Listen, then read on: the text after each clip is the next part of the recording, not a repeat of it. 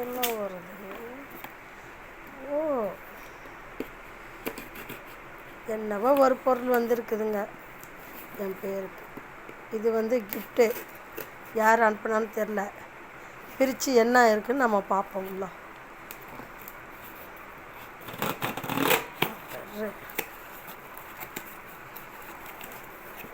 என்னது இது?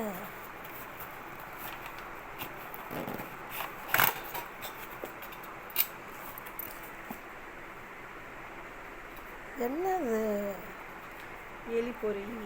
எலி பொரியாங்க. அடக்கடவுளை நம்மளை ஏமாற்றிட்டாங்கங்க. நமக்காக ஏதோ வந்துக்குதுன்னு பார்த்தா கட்சியில் எலி பொரியாங்க. இது நமக்கு வச்ச பொரி இல்லை, எலிக்கு வச்ச பொரி.